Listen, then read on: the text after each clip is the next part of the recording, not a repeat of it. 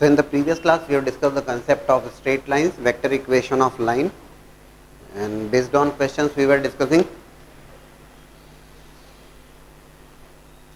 Now the question is,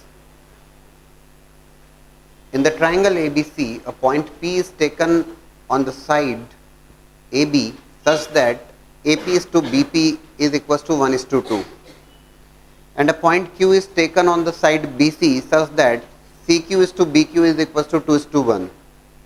If R be the point of intersection of lines AQ and CP, using vectors find the area of triangle ABC if it is known that area of triangle BRC is 1 unit. Area of triangle ABC is given to you. Area of triangle is required in fact. So in the triangle ABC a point P is taken on the side. सबसे पहली बात तो triangle ABC construct कर लिया जाए. ये triangle ABC. BC side के ऊपर point P is taken on the side AB. AB के ऊपर एक पॉइंट P आपने कंसिडर किया है, so that AP is to BP is equals to 1:2. AP is to BP. AP is to BP is equals to 1:2. ये ratio है, ठीक है. And point Q is taken on the side BC such that CQ is to BQ is equals to 2:1. Point Q taken on the side BC, CQ is to BQ 2:1. ये हो गया यहाँ पर CQ is to BQ is equals to 2:1.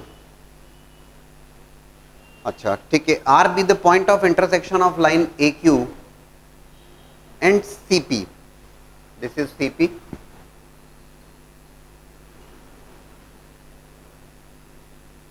This is AQ. So R be the point of intersection of lines AQ and CP.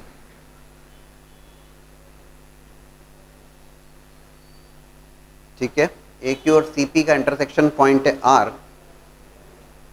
Triangle ABC का area पूछा गया है आपसे. What is that area of triangle ABC? If it is given that area of triangle BRC, area of triangle BRC is equal to 1 square unit, ऐसा given है आपको. देखिएगा क्या किया जाए. देखिए, area of triangle ABC required है और एरिया ऑफ ट्राइंगल BRC आपको गिवन है. ये that is area of triangle BRC. क्या किया जा सकता है? Yes, will have to take the position vectors again.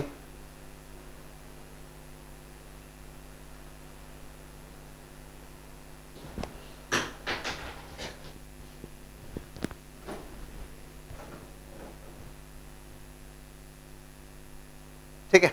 Area of triangle BRC 1 square unit है और एरिया ऑफ ट्राइंगल ABC पूछा गया आपसे. ये रेशो आपको गिवन है AP is to BP और CQ is to BQ. सबसे पहला काम ये करते हैं, let's take A as origin. A को ओरिजिन कंसिडर किया आपने and with respect to that origin, origin के रेस्पेक्ट में हमने कहा कि AB vector is B vector और AC vector is C vector. AB vector that is equals to B vector और AC vector that is equals to some C vector. ठीक है.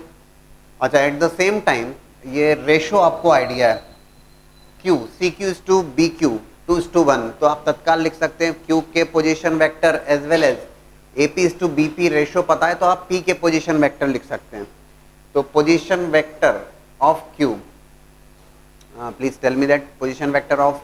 बोले सर कैसे, क्यों, क्या दिक्कत है? 2:1 का रेशो है ना, that is nothing but 2B plus C divided by 2 + 1.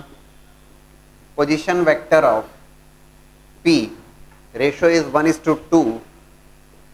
Ratio 1:2 का रेशो है, that is origin 1 into B plus 2 into 0, that is in fact B vector divided by 3. Fine, clear है. यहां तक तो कहीं कोई दिक्कत ही नहीं है.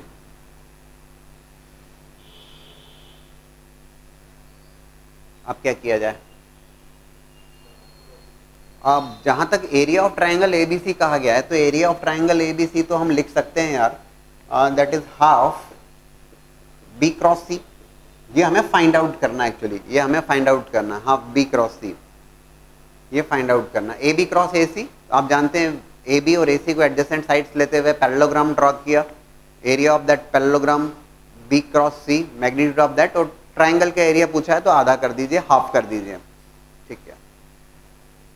ट्राइंगल बी आर सी का एरिया आपको गिवन है यार, ट्राइंगल बी आर सी का एरिया गिवन है, तो हमने क्या किया, मुझे कहीं ना कहीं जरूरत लगेगी आर का पोजीशन वेक्टर। क्यू और पी का तो हमने पोजीशन वेक्टर फाइंड आउट कर लिया, लेकिन आर का पोजीशन वेक्टर लगेगा, और आर का पोजीशन वेक्टर लगेगा तो दिक्कत इसलिए नहीं है कि R is the position, R is the point of intersection of, R किस किस का इंटरसेक्शन पॉइंट है, R is the point of intersection of A Q and C P. A Q और सी पी के पॉइंट ऑफ इंटरसेक्शन है R, है ना। तो हम क्या करेंगे, ए अवेलेबल है, क्यू अवेलेबल है, सी अवेलेबल है, पी अवेलेबल है, we will be writing the vector equation of those two lines. Straight lines की इक्वेशन लिख देंगे, vector equation of that line, vector equation of line A Q, R vector is equals to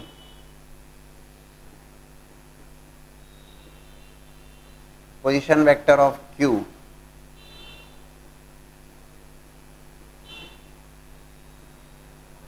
minus position vector of A, right?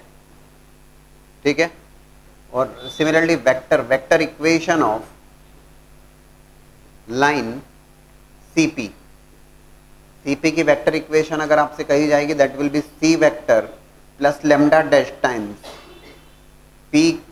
P के लिए that is B vector divide by 3 minus C।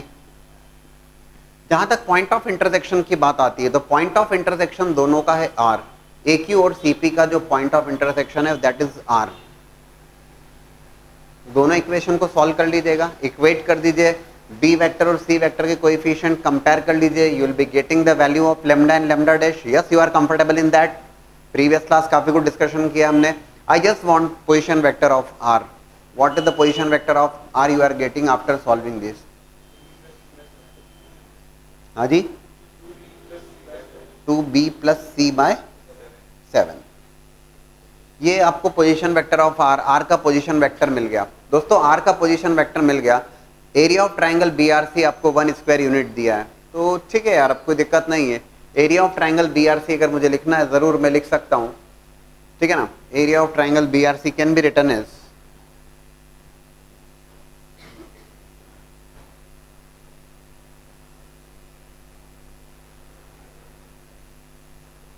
area of triangle BRC that will be equals to half RB cross RC, ठीक है। R vector available है, B vector available है, C vector available है, सब कुछ ठीक है, कहीं कोई दिक्कत नहीं है। Half RB position vector of B, position vector of R, position vector of B minus of position vector of R,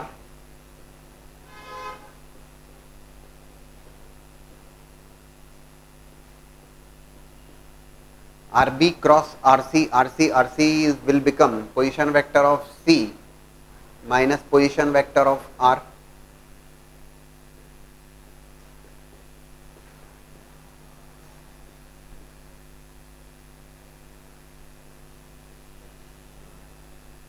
ठीक है।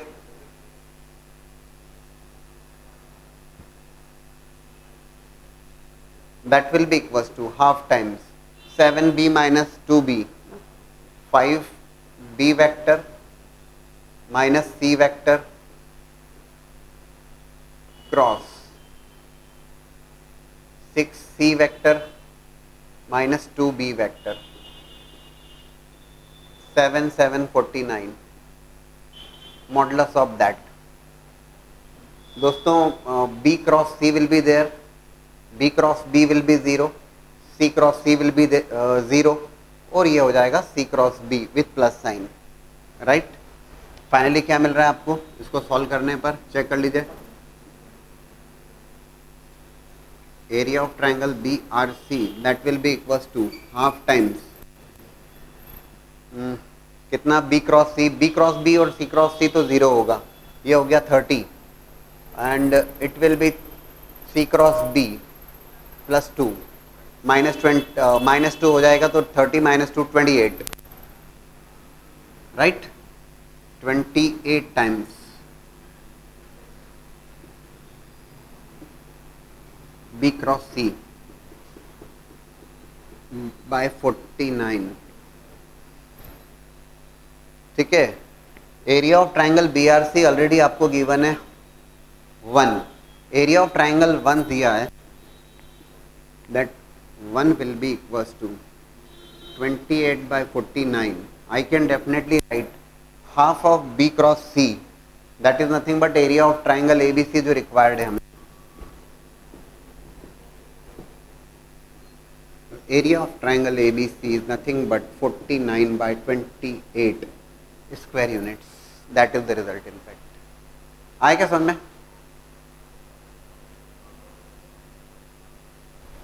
Triangle ABC is given to you, है ना, और it is given, ratio given है आपको कि Q divides BC in the ratio CQ is to BQ in 2:1 और P divides AB in the ratio AP is to PB is 1:2। Position vectors को लिखा हमने, A को ओरिजिन कंसिडर किया, you can take any one of the vertex as origin, उसमें कोई परेशानी नहीं है। A को ओरिजिन कंसिडर किया, A के रेस्पेक्ट में आपने B और C के पोजीशन वेक्टर्स लिखे, 2:1 रेशो जो गिवन है उसका यूज करते हुए आपने सेक्शन फॉर्मूले का यूज किया और पोजीशन वेक्टर लिख दिए Q और P के। लेकिन हमने जब ऑब्जर्व किया कि यार हमारी रिक्वायरमेंट है पोजीशन वेक्टर ऑफ R भी हमें फाइंड आउट करना पड़ेगा, तभी area of triangle BRC find out कर पाएंगे। तो position vector of R find out करने के लिए vector equation of line AQ लिखा है as well as vector equation of line CP लिखा है और दोनों को सॉल्व किया है, and then only we have got position vector of R। और जहां R का पोजीशन वेक्टर मिल गया आपको, आपने RB क्रॉस RC अप्लाई किया तो एरिया ऑफ ट्राइंगल BRC जो ऑलरेडी 1 था और उसकी हेल्प लेते हुए आपने area of triangle ABC calculate कर लिया। ठीक सवाल है। In a triangle ABC points DEF are taken on the sides BC, CA and AB respectively such that it is given that BD is to DC is equals to C is to EA is equals to AF upon FB is equals to N is to 1. In a triangle ABC, points DEF are taken on the sides BC, CA and AB respectively such that this ratio is there. और आपको बताना है that area of triangle DEF is equals to n square minus n plus 1 divided by n plus 1 whole square area of triangle ABC। ये prove करना आपको। Points DEF are taken on BC, CA and AB respectively। देखिए जरा,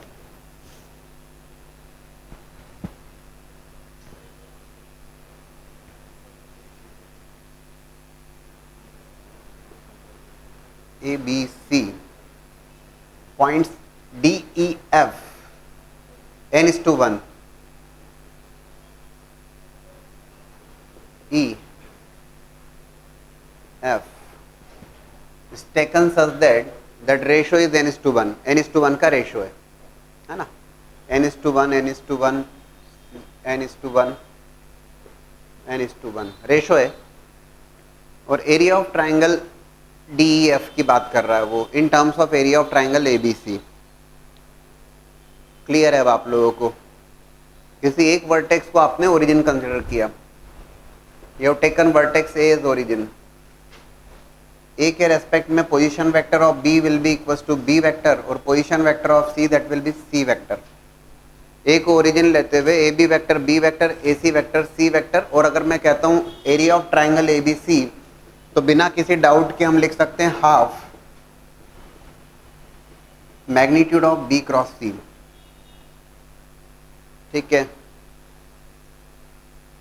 area of triangle DEF के बारे में कहा गया।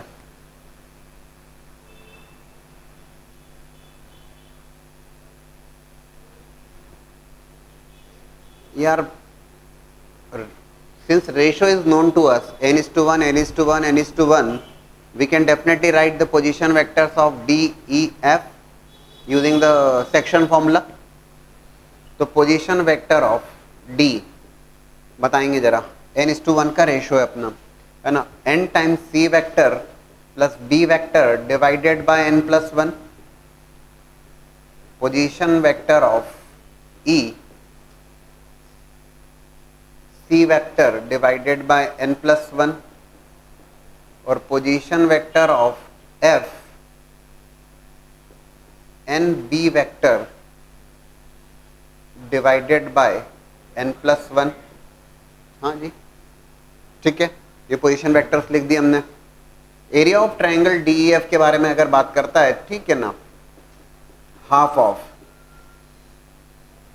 आप लिख सकते हो उसको डी एफ क्रॉस डी, आप उसे लिख सकते हैं F E cross F D, आप उसे लिख सकते हो E F cross E D, it's up to you, कोई दिक्कत नहीं है ना। तो मैंने लिखा है यहाँ पर half of modulus of D F cross D E, right. D E F सबके पोजिशन वेक्टर्स नोन है आपको, कहीं कोई दिक्कत नहीं है, that is half D F. D F is nothing but position vector of F minus position vector of D. बन रही है बात, है ना, बड़ी आसानी से हो रहा है अब काम। N b vector divided by n plus 1 minus of n c vector plus b vector divided by n plus 1 cross ये D F D E c vector upon n plus 1 minus of n times C vector plus b vector upon n plus 1।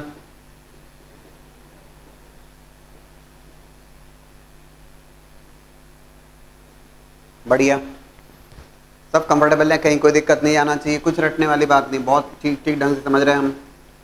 It is n plus 1, it is n plus 1, it is clearly becomes n plus 1 whole square.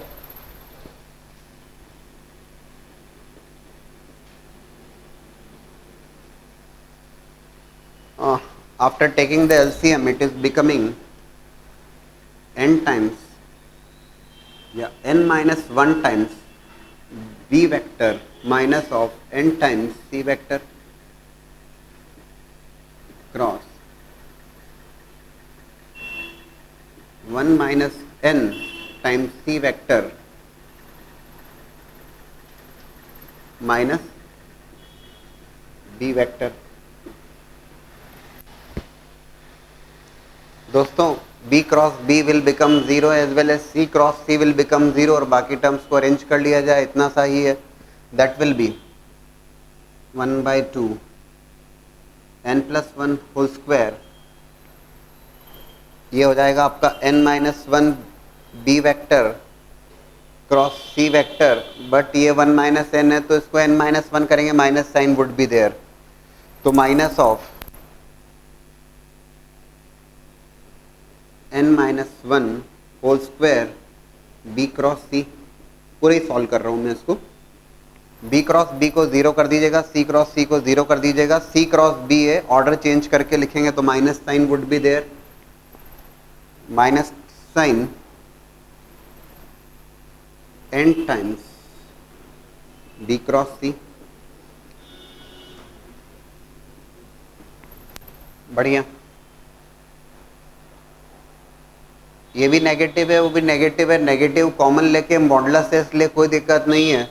ये बन जाएगा आपका N square plus 1 minus 2n, minus sign को remove कर लीजिए, total में से minus sign common लेके ये taken the modulus, right, modulus of half times B cross C, that will become area of triangle, कोई दिक्कत नहीं इसमें भी।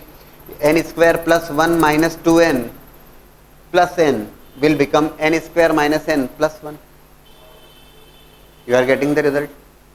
इनफैक्ट इसमें तो हमें स्ट्रेट लाइंस का भी एप्लीकेशन नहीं लगा, तो डायरेक्टली हमने while taking the position vectors हमने कर लिया इसको, ठीक है, बोले सर ये माइनस साइन दिक्कत दे रहा है, माइनस कुछ दिक्कत नहीं दे रहा है, अगली स्टेप में माइनस साइन बाहर ले लीजिए ना, total modulus sign is there because you are calculating the area of triangle ना, modulus of that, it's not vector area of triangle, दिक्कत नहीं है। Look for a previous year JEE question 2004 में पूछा गया है based on volume of tetrahedron, but it was based on 3 dimension geometry. A plane is parallel to two lines whose direction ratios are 1 0 minus 1 and minus 1 1 0, and it contains the point 1 1 1. If it cuts the coordinate axis at A, B and C, find the volume of tetrahedron OABC. Plane is parallel to two lines and plane contains the point 1 1 1. 3 dimension geometry बहुत comfortable है, होना चाहिए हमें। Equation of plane passing through the point 1 1 1, क्या लिखोगे? Equation of plane passing through the point 1 1 1।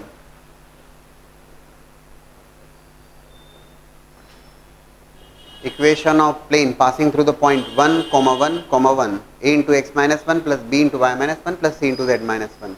दूसरी बात जो उसने कही है कि जो प्लेन है, ये प्लेन पैरेलल है दो लाइंस के, जिन लाइंस के डायरेक्शन रेशियोज गिवन है। प्लेन अगर लाइन के पैरेलल है तो प्लेन का नॉर्मल लाइन के परपेंडिकुलर होगा। a1 a2 plus b1 b2 plus c1 c2 equals to 0, है ना? तो प्लेन जब आप लिख रहे हो, plane is parallel to two lines whose direction ratios are 1 0 minus 1, a into 1, b into 0 and c into minus 1 equals to 0. We have not discussed this question in 3 dimension geometry क्योंकि तब हमने volume of tetrahedron को नहीं discuss किया था, that was the only reason. Plane जो है वो पैरेलल है तो सेकेंड लाइन -1 0 1 के, तो -1 0 a into -1 b into 1 plus c into 0 is equals to 0। ठीक है, a1 a2 plus b1 b2 plus c1 c2 equals to 0 और a1 a2 plus b1 b2 plus c1 c2 equals to 0। इन दोनों को जरा solve कर लीजिए। a equals to c और यहाँ पे आ रहा है आपका a equal to B plus C, sorry a equal to B. Directly आप सॉल्व कर पा रहे हैं, a इक्वल टू सी हो गया, a इक्वल टू बी हो गया, है ना? तो what is the equation of plane then? b की वैल्यू a प्लेस की, c की वैल्यू a प्लेस की, a कॉमन लेके कैंसिल किया, x minus 1 equation of plane, plane की equation x minus 1 plus y minus 1 plus z minus 1 equal to 0। Equation of plane, और ये plane की equation बन गई x plus y plus z equals to 3। ये तो प्लेन की इक्वेशन आ गई आपको। अब वो कहता है कि ये जो प्लेन है, plane cuts the coordinate axis at A B C, plane coordinate axis को कट करता है ए बी सी पर। Find the volume of tetrahedron O A B C. तो x/3 plus y/3 plus z/3 equals to 1। आपने क्या किया, उसको intercept form में लिख दिया, है ना? वॉल्यूम ऑफ टेट्राहेड्रन पूछ रहा है वो OABC। What we have discussed, if you remember in vectors, volume of tetrahedron is given by 1/6 of scalar triple product of OA OB OC, scalar triple product of 1/6 of scalar triple product of OA OB OC। Intercept form में जब मैंने लिखा है तो आप बहुत comfortable हैं, होना चाहिए।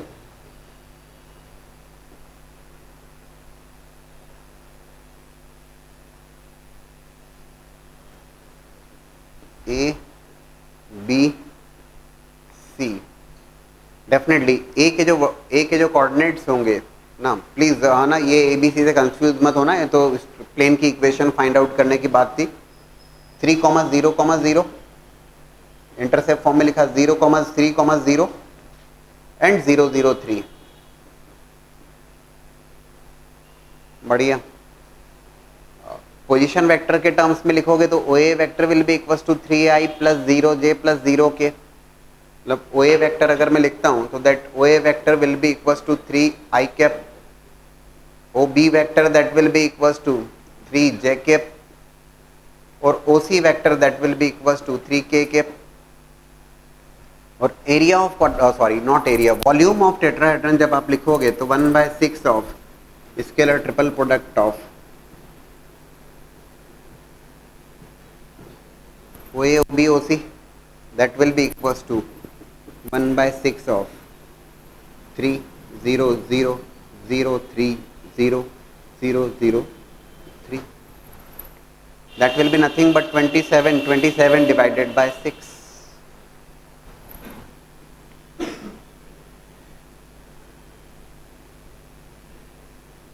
Nine by 2 that will be the volume of tetrahedron. Clear है क्या? मैंने आपको साफ साफ कहा है कि यार वॉल्यूम ऑफ टेट्राहेड्रन और वॉल्यूम ऑफ पैरेललोपाइपडिन दोनों की, क्योंकि ज्योमेट्रिकल इंटरप्रिटेशन होता है ये स्केलर ट्रिपल प्रोडक्ट का, तो ये क्लियर होना बहुत जरूरी है और इसके ऊपर काफी क्वेश्चंस पूछे गए। We discuss one more concept and that is we have discussed about the equation of straight line in vector form. We discuss about the equation of angle bisector in vector form, वो भी discuss कर लेते हैं। देखिएगा angle bisector की equation,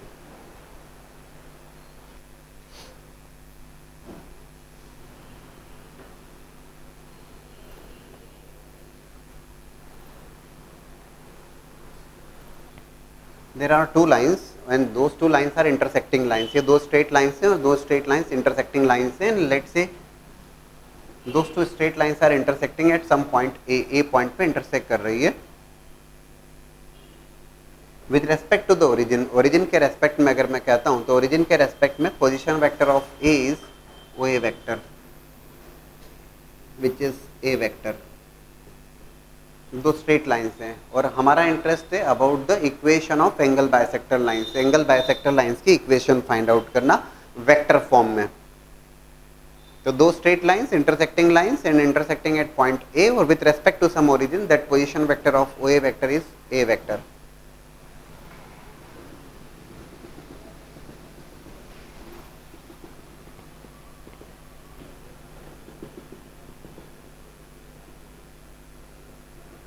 ये दो angle bisector lines होंगी, है ना।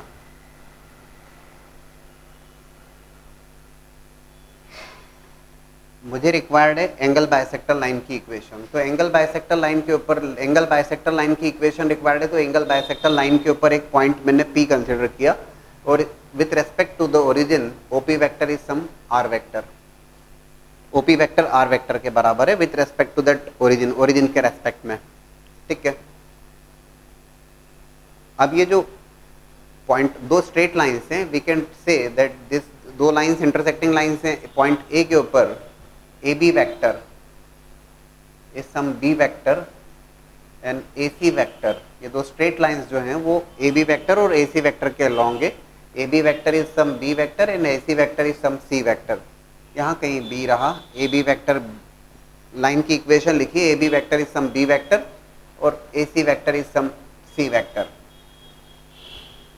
मैंने एंगल बाइसेक्टर की इक्वेशन रिक्वायर्ड थी, तो एंगल बाइसेक्टर की इक्वेशन रिक्वायर्ड है, तो एंगल बाइसेक्टर पे एक पॉइंट कंसीडर किया, जनरल पॉइंट कहीं भी हो सकता है, that I have taken P point और ओरिजिन के रेस्पेक्ट में with respect to this origin के रेस्पेक्ट में P का पोजीशन वेक्टर R हो गया, OP इज R। आपने क्या किया, एंगल बाइसेक्टर लाइन की इक्वेशन रिक्वायर्ड है आपको। इस P पॉइंट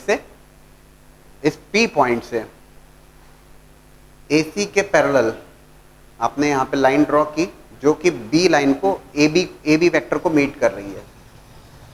या दो लाइंस अगर इसको L1 L2 से डिनोट करता हूं मैं, तो ये L1 लाइन को मीट कर रही, P से मैंने AC के पैरेलल लाइन ड्रॉ की। Let's say it is B dash, ये B डैश हुआ और इस P पॉइंट से AB के पैरेलल लाइन ड्रॉ की जो AC वेक्टर को मीट कर रहा है at some point C dash, ठीक है।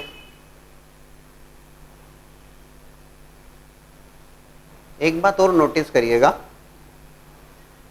A B vector is some b vector और A C vector is some c vector. A B dash vector collinear है ए बी के, इसमें तो कोई डाउट नहीं है ना। ये तो आप एंगल बाइसेक्टर की इक्वेशन डिस्कस कर रहे हैं, this two are same, this two are clearly same ना, ये अल्फा तो ये भी अल्फा होगा। और एक और पॉइंट है कि ये अल्फा अल्फा और ये पैरेलल लाइन ड्रॉ किए, this also equals to alpha, ठीक है ना। A B dash vector collinear है ए बी वेक्टर के, तो A B dash vector can be written as some, how can you write that A B dash vector. या फिर देखो एक और काम करते हैं, ये भी ठीक है, A B dash vector collinear है तो ठीक है। देखो ये alpha alpha, this angle is also equal to alpha, parallel line draw किया आपने। आप एक और बात नोटिस करेंगे कि triangle A B dash P में, ए बी डैश पी में अगर आप देखोगे तो ए बी डैश मैग्नीट्यूड बोल रहा हूं मैं, मैग्नीट्यूड वाइज है ना, A B dash is equal to B dash P, इसमें तो कोई दिक्कत नहीं है। और आइसोसेलेस ट्राइंगल हो गया ना, अल्फा अल्फा तो आइसोसेलेस ट्राइंगल है, तो A B dash is equal to B dash P, that will equal to some T, कुछ टी स्केलर के बराबर कह दिया आपने उसको, है ना, कुछ स्केलर है, 2 है 10 है 5 है वॉट एवर, दैट साइड की लेंथ है A B dash, it's not vector, ये मैग्नीट्यूड वाइज डिस्कस कर रहे हैं, ए बी डैश टी और बी डैश पी टी, ठीक है। ए बी डैश वेक्टर अगर मैं लिखता हूं, ये तो ए बी डैश का मैग्नीट्यूड है टी, अब मैं उसको वेक्टर के टर्म्स में लिख रहा हूं,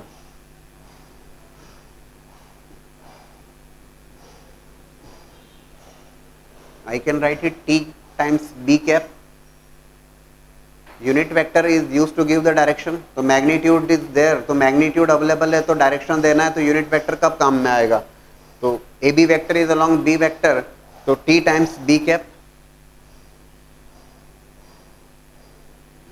b डैश p, है ना, that b dash p will be clearly equals to A C dash vector, that will be t times c cap, लिख सकते हैं। तो B dash P vector that will be equals to T times c cap vector, भाई A C vector is along c vector, तो unit vector तो हो जाएगा c vector divided by magnitude of c, direction दे दी ना मैंने, magnitude as T, direction दिया हमने, ठीक है। Triangle A B dash P में, triangle A B dash P में लिख सकता हूं मैं A B dash vector plus B dash P vector is equals to A P vector, में भी कहां दिक्कत है, तो A P vector is equals to T times B cap plus C cap, AP vector हो गया, O A vector plus AP vector is equal to OP vector,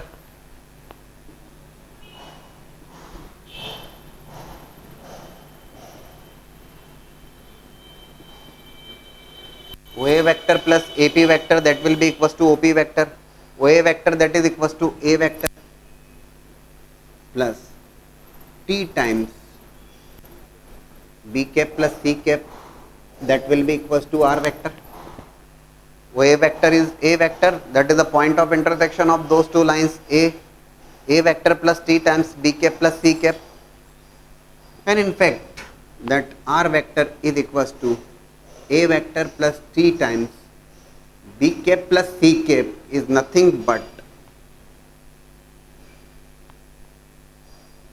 is the equation of vector equation of angle bisector line, angle bisector line की vector equation है, ठीक है ना,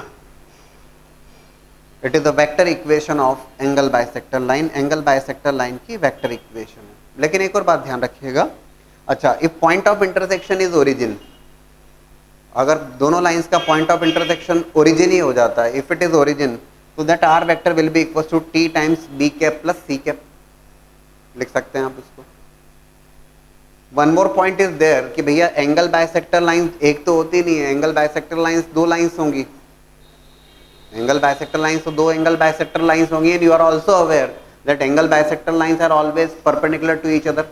दोनों angle bisector के बीच में जो एंगल होता है वो 90 डिग्री का होता है। हाउ टू राइट, ये तो एक एंगल बाइसेक्टर की इक्वेशन हुई, how to write the second angle bisector, second angle bisector को कैसे लिखना, दिक्कत नहीं है, क्यों नहीं है, that is the second angle bisector there. ये सेकेंड एंगल बाइसेक्टर के ऊपर एक पॉइंट कंसीडर कर लेना और सेम अप्रोच बना लीजिएगा, है ना, सेकेंड एंगल बाइसेक्टर लाइन के ऊपर एक पॉइंट कंसीडर कर लीजिएगा और वही पैरेलल लाइंस ड्रॉ करके जब आप सॉल्व करोगे तो if one of the angle bisector is coming as A vector plus T times B cap plus C cap, तो जो सेकेंड एंगल बाइसेक्टर होगा that can be written as A vector plus T times B cap plus C cap, तो इसको लिख सकते हैं अपन plus T dash या लेमडा जो भी आप कहें,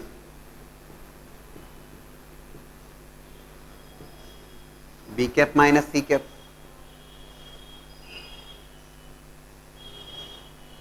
डायरेक्शन एक की रिवर्स हो जाएगी और क्या उसमें, बोले सर आप B cap minus C cap लिखें या C cap minus B cap लिखें, कैसा भी लिख सकते हैं, कोई दिक्कत नहीं है।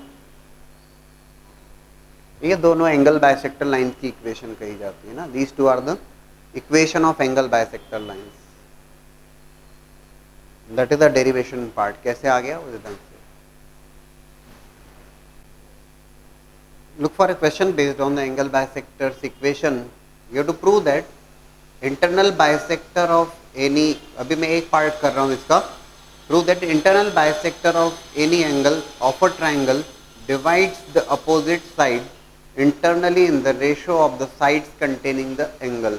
ज्योमेट्री का एक रूल है और उसको डिराइव करना है, हम वेक्टर्स के थ्रू डिराइव करेंगे इसको। Internal bisector of any angle of a triangle divides the opposite side internally in the ratio of sides containing the angle. It is actually, that's a triangle ABC, that's a triangle ABC. Internal bisector of any angle, let's say if I take the internal bisector of angle A, angle A का internal bisector consider करता हूँ, it meets at opposite side BC at D, BC को meet करता है D point के ऊपर। Internal bisector of any angle of a triangle divides the opposite side internally। आपको prove करना है BD is to BC is equals to AB is to AC ना, एक जनरल रूल होता है ज्योमेट्री का जिसका आप यूज करते हैं। यहाँ पे आपको प्रूव करना है that BD is to DC is equals to AB is to AC and that is through vectors, vectors के थ्रू आपको ये प्रूव करना है।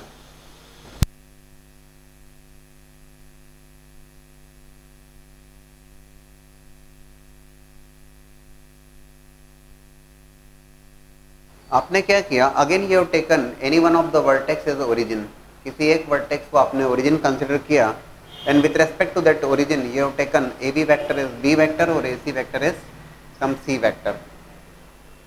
ए बी वेक्टर को लिया आपने बी वेक्टर और ए सी वेक्टर को लिया आपने सी वेक्टर, ठीक है।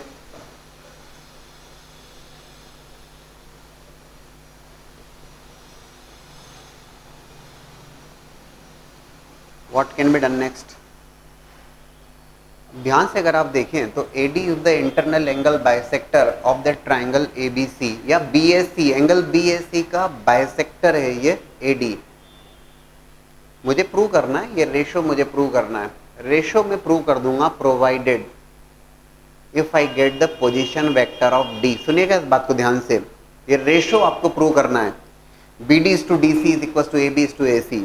ऐसा कर सकते हैं प्रोवाइडेड आप D का पोजीशन वेक्टर बता दें। तो D का पोजीशन वेक्टर बताने की बात आएगी तो D का पोजीशन वेक्टर बताने के लिए आपने क्या किया, आपको दो इक्वेशन सॉल्व करना होंगी। कौन सी दो equation, equation of BC and equation of AD। जहां तक इक्वेशन ऑफ BC का सवाल है, इक्वेशन ऑफ BC है ना, vector equation of BC line, that can be written as r vector is equals to B vector plus lambda times C vector minus B vector. एक तो ये बात हुई, ठीक है। अच्छा, vector equation of AD, AD is nothing but the angle bisector, internal angle bisector है ये, है ना। And that can be written as R vector is equal to दोनों पॉइंट्स का जो इंटरसेक्शन पॉइंट है ए बी और ए सी का जो पॉइंट ऑफ इंटरसेक्शन है that is A, and A का पोजीशन वेक्टर हमने ओरिजिन लिया है, तो origin plus lambda dash times B cap plus C cap, A B vector B vector और A C vector C vector, तो we can take it, we can write it B cap plus C cap. Point of intersection find out करने के लिए, point of intersection D find out करने के लिए, position vector of D के लिए, position vector of D B vector plus lambda times C vector minus B vector is equal to lambda dash B vector divided by magnitude of B plus C vector divided by magnitude of C, right. Comparing the coefficient B vector और C vector के coefficients को compare कर दें हम यहाँ पर, ये बन जाएगा 1 minus lambda is equal to lambda dash upon magnitude of b, right. और the second equation would be c vector का कोएफिशिएंट लिया मैंने, that will be lambda is equal to lambda dash divided by magnitude of C.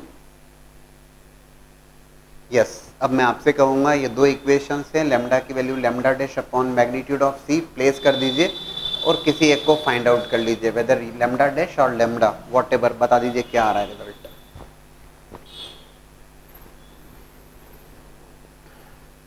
Lambda की value lambda dash upon magnitude of c कर दीजिए,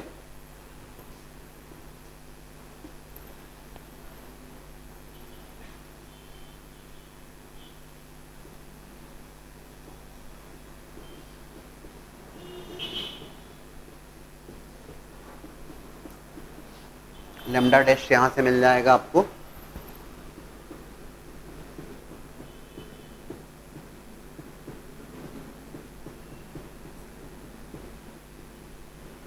ठीक है, और ये लेमडा डैश को प्लेस कर दीजिए, you will be getting the position vector of D, D का पोजीशन वेक्टर आ जाएगा।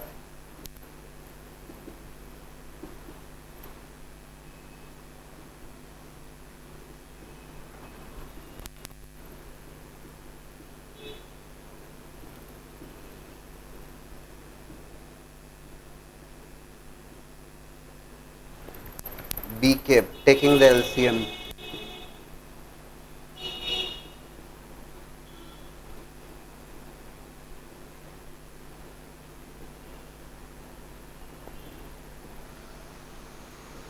राइट, ये कैंसिल हो जाएगा, आपको मिलेगा position vector of D which I am writing here, that is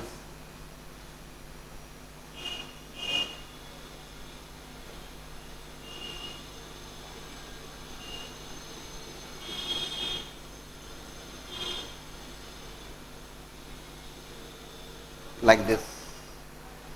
but sir इससे क्या करोगे आप, मैं क्यों नहीं करेंगे, सोच लीजिए ना, ये इसको देखते ही आपको समझ में आना चाहिए। सेक्शन फॉर्मूला बन रहा है, it is nothing but the section formula, दिख रहा है ना सेक्शन फॉर्मूला। सेक्शन फॉर्मूला मतलब D divides BC in the ratio, which ratio, modulus of B is to modulus of C. Yes, ये मैंने रेशो फाइंड आउट कर लिया with the help of this, I got D D is to D C that is equal to mod b upon mod c, और magnitude of b क्या है, magnitude of b is nothing but ab, और magnitude of c क्या है, ac, ab is to ac। और यही तो हमें प्रूव करना था, आई बात समझ में आपको, बाकी सब कुछ तो ठीक है। यहां पर हमने we have taken the angle bisector lines equation, r vector is 0 plus lambda dash times b cap plus c cap, ठीक है।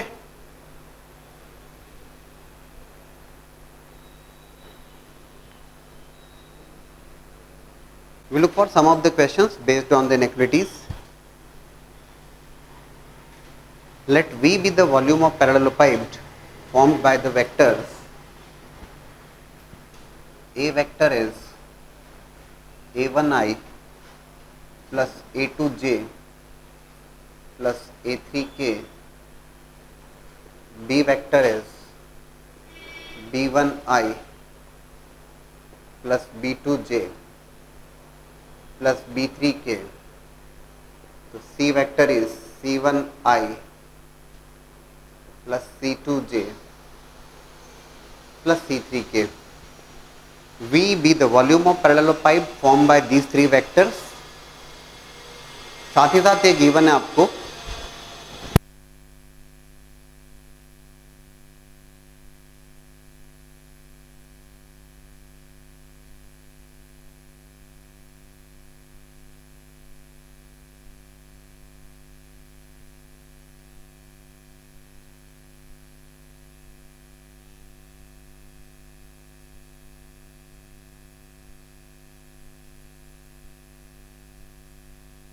it is given in the problem that all these coefficients a1, a2, a3, b1, b2, b3, c1, c2, c3 are non-negative real numbers. ये सारे जो coefficients हैं i, j, k के a1, a2, a3, b1, b2, b3, c1, c2, c3 all those are non-negative real numbers. ये सारे non-negative real numbers हैं, ठीक है। It is also given that sigma of r equals to 1 to 3 AR plus BR plus CR is equals to 3L. ये problem में given है sigma of r equals to 1 to 3 AR plus BR plus CR equals to 3L और आपको prove करना है, you have to prove that V is less than equals to L cube. जो volume है वो less than equals to L cube होगा, ऐसा prove करना है। सबसे पहली बात तो कि V be the volume of parallelepiped formed by these three edges, तो आपने बिना देर किए वॉल्यूम को लिखा in terms of determinants, determinant के टर्म्स में लिखा A1, A2, A3, B1, B2, B3 और C1, C2, C3. A1, A2, A3, B1, B2, B3, C1, C2, C3 is the volume of that parallelepiped, वो तो ठीक है। It is also given that sigma of r equals to 1 to 3 AR plus BR plus CR equals to 3L और आपको prove करना है that V is less than equals to L cube. इसको अगर आप थोड़ा सा समझें,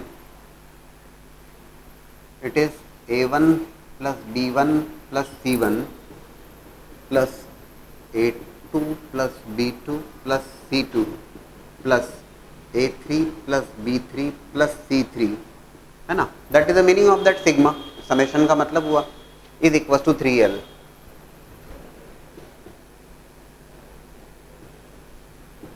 इसको मैं इस ढंग से भी लिख सकता हूँ, क्यों नहीं लिख सकता हूँ? बोले सर आप ऐसा क्यों सोच रहे हो? ऐसा सोचने का रीजन बहुत क्लियर है यहाँ पर। All these numbers A1, A2, A3, B1, B2, B3, C1, C2, C3 are given as non negative real numbers. ये सारे के सारे non negative real numbers given है। तो नॉन नेगेटिव रियल नंबर्स अगर गिवन है तो आपने क्या किया यहाँ पर एम जी एम के बारे में प्लान किया। इनइक्वालिटी वाली बात है, V less than equals to L cube prove करना है। You should think about arithmetic mean is greater than equals to geometric mean. आपको प्लान करना पड़ेगा यहाँ पर about the inequality M is greater than equals to GM, arithmetic mean is greater than equals to geometric mean. Yes you will plan for that, आप उसके लिए plan करेंगे। देखिएगा कैसे, क्वेश्चन से ही आपको हिंट लेने की है। एम जीएम जब आप अप्लाई करते हैं तो you are taking the hint from question itself, question से ही आप हिंट ले रहे हैं। और जब क्वेश्चन से हिंट लेने की बात आती है तो V less than equals to L cube. आप जानते हैं कि if you to take arithmetic mean of 3 numbers, sum of those 3 numbers divide by 3 is greater than equals to geometric mean is product of those 3 numbers raise to power 1/3। If you are taking 4 numbers तो 4 numbers का sum divide by 4 greater than equals to 4 numbers का product raise to power 1/4। मेरी requirement के according यहाँ पर जो बात जमती है, एल क्यूब इज देयर। आपको दिमाग में चलना चाहिए, क्यूब रूट होगा, क्यूब रूट रिमूव करोगे तो क्यूब आएगा। इसका मतलब आपको ये सोचना होगा कि you will have to take about 3 numbers, 3 numbers को कंसिडर करके you will have to apply M G M there. और उसमें भी बहुत ज़्यादा लोड नहीं, क्योंकि हिंट तो साफ साफ आपके सामने रखी हुई है, ज़्यादा सोचने की आवश्यकता नहीं है आपको, क्योंकि हिंट तो क्लियर कट आपके सामने कि दिस इज द एल। और ये सारे के सारे number non negative real number से मतलब बात जम सकती है, बिल्कुल जम सकती है। तो आपने क्या किया यहाँ पर, you have taken A1 B1 C1, A1 plus B1 plus C1 as one of the number, positive number है। A2 plus B2 plus C2 second number, A3 plus B3 plus C3 as the third number. ये 3 number आपने consider किए, ज़्यादा load नहीं, जो दिया था उसी को देखते हुए काम कर रहे हैं, रटने की तो कोई आवश्यकता ही नहीं है, रट तो पाएंगे नहीं आप। ये 3 numbers AM greater than equal to GM apply किया है। इक्वलिटी इनफैक्ट केवल तभी होल्ड करती है, इक्वलिटी तभी होल्ड करती है जब सारे नंबर्स इक्वल होते हैं। जब ये तीनों नंबर सेम होंगे तब AM GM के बराबर होगा। जब मैं अर्थमेटिक मीन लिखूंगा, arithmetic mean is nothing but sum of these 3 number divided by 3।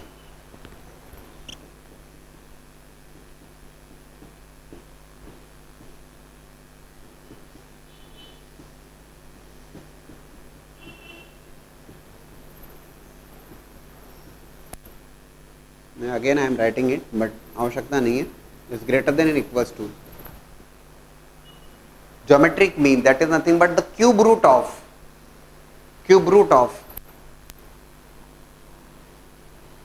A1 plus B1 plus C1 इन तीनों टर्म्स का multiplication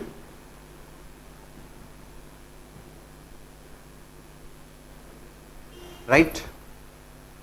we applied here AM greater than equals to GM। Actually ये तो अगर आप ध्यान से देखें तो it is nothing but the L, ये तो L है।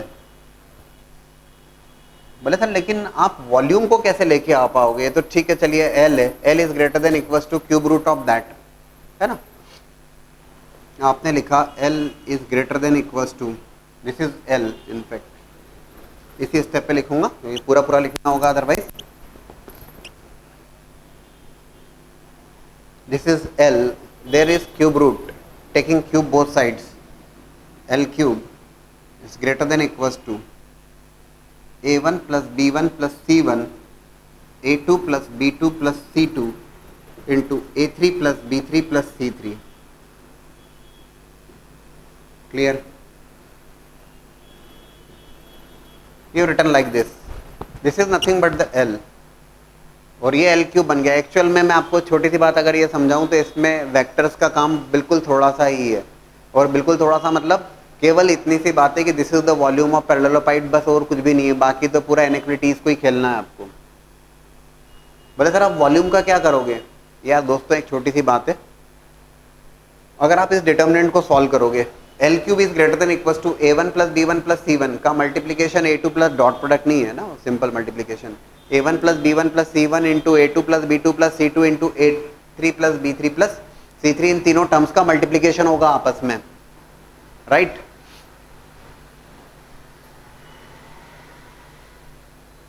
क्या बोलते हो? ये जो वॉल्यूम आप जब कैलकुलेट करोगे, इस डिटर्मिनेंट को एक्सपेंड कर सकते हो ना आप। इस डिटर्मिनेंट को जब आप एक्सपेंड करोगे, मैं लिख देता हूं यहां पर, that volume would be equals to A1 times B2 C3 minus B3 C2 minus A2 times B1 C3 minus B3 C1 plus A3 times B1 C2 minus B2 C1। वैसे प्रूफ कैसे करें, ये समझ में नहीं आ रहा। प्रूफ हो गया भाई, this is the value of volume. Board पे देखिएगा कैसे लिख रहे हैं हम। L क्यूब जो है वो इन तीनों नंबर्स के प्रोडक्ट से ग्रेटर एंड इक्वल्स टू है। दोस्तों इन तीनों नंबर्स का प्रोडक्ट जब आप करेंगे तो सारी जो भी टर्म्स आने वाली पॉजिटिव है। अगर इस वॉल्यूम को अगर आप ऑब्जर्व करेंगे तो आधी टर्म पॉजिटिव होंगी, आधी टर्म नेगेटिव हो रही है। सारे number non negative real number दिए हुए साफ साफ है, नेगेटिव कुछ नेगेटिव नंबर एक भी नहीं है, A1 B1 C1 A2 B2 C2 A3 B3 C3 में से। ये जो नंबर है, this number is always going to be greater than this number without any doubt. L cube जो है वो इससे ग्रेटर है। बोले सर ये कैसे, ये तो हमने AMGM से बता दिया। और this number which is there in the right hand side is clearly greater than equal to volume, क्योंकि वॉल्यूम में तो अगर आप देखेंगे तो 1 2 3 4 5 6 टर्म्स है, उसमें से 3 पॉजिटिव है 3 नेगेटिव है। तो this number which is there on the right hand side of that inequality is always going to be greater than that volume, हमेशा होगा। तो इनफैक्ट इसमें तो जो कहा गया है ना कि volume is less than equal to L cube, equal to तो कभी होल्ड ही नहीं करेगा, वॉल्यूम हमेशा जो होगा इस एल क्यूब से लेस ही होगा। वो ये दो, I think it was there in 2003 और 2002, that was the previous year JEE Mains question, subjective exam में पूछा हुआ सवाल है ये। तो दिस आपको बस इतना सा स्टेटमेंट देना है कि भाई this number which is there on the right hand side of that inequality is clearly greater than volume, वो वॉल्यूम से ग्रेटर है, बात खत्म हो जाएगी। L cube is greater than B, वही तो हमें प्रूव करना था। तो it's an application of M greater than equal to GM, it's not exactly related with the vectors का हमने इतना यूज किया यहाँ पर कि वॉल्यूम ऑफ पैरेललोपाइप लिख दिया, बस इतना है और कुछ नहीं है।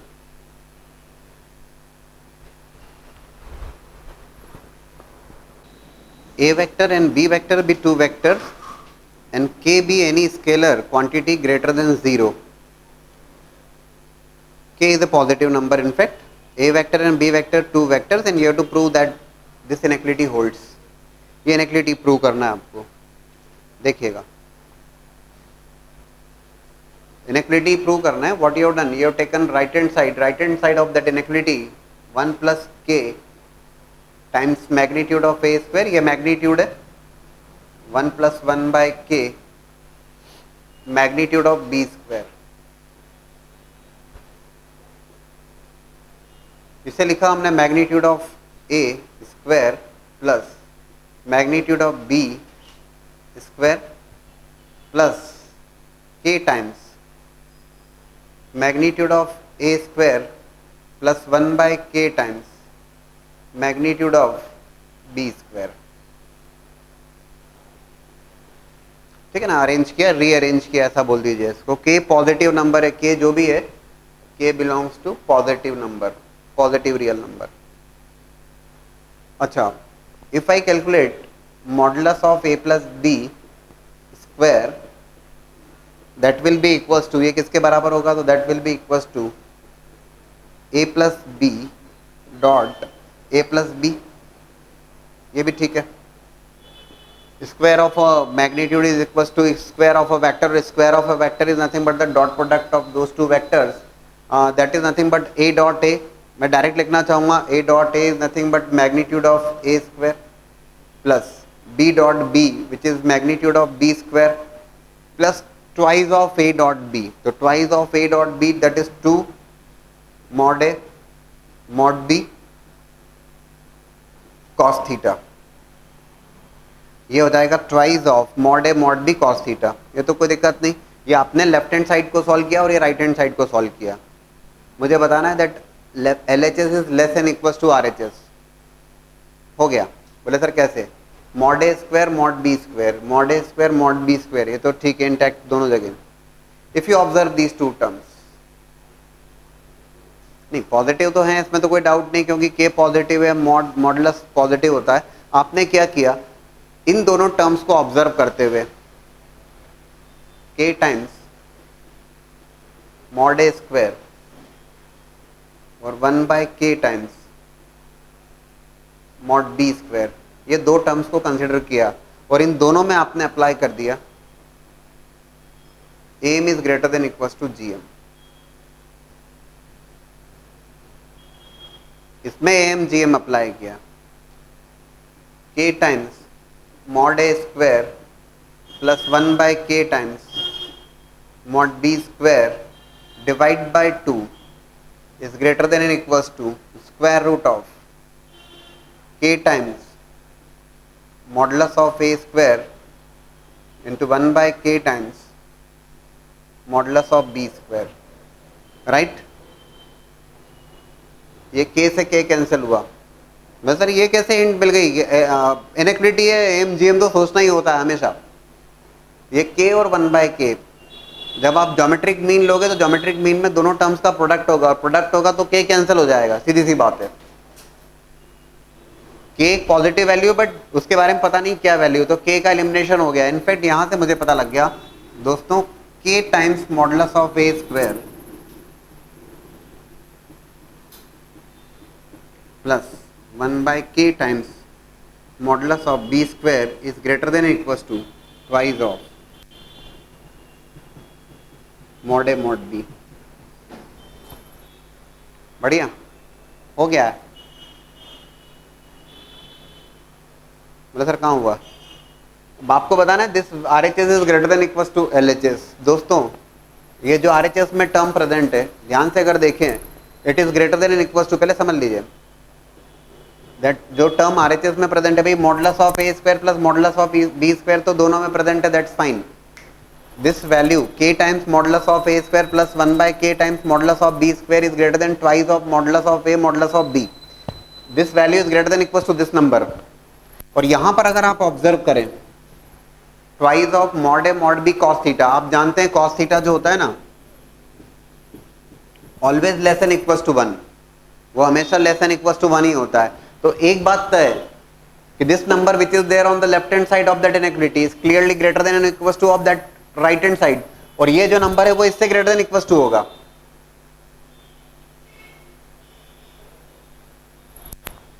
कॉस थीटा इज देयर ना भाई, ऐसा लिख सकता हूं मैं से k टाइम्स,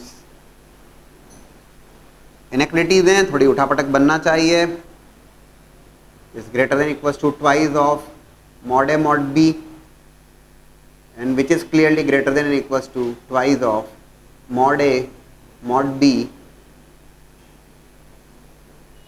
कॉस थीटा। तो एक बात तय है कि this number is always greater than equals to this number. Equality इसलिए पॉसिबल है कि कॉस थीटा की जब वैल्यू 1 होगी तो वो इक्वल हो जाएगा, तो एक पर्टिकुलर वैल्यू के लिए वो इक्वल होगा, otherwise this number is always going to be greater than this number. That's the approach.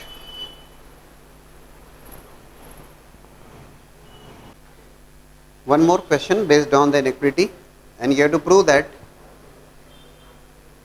a1 b1 plus a2 b2 plus a3 b3 whole square is less than equals to a1 square plus a2 square plus a3 square into b1 square plus b2 square plus b3 square. Vector का use करते हुए बताना है आपको। यहां पर आपने क्या किया, यहां पर you have taken a vector, A vector as a1i plus a2j plus a3k, और b vector you have taken as b1i plus b2j plus b3k, right.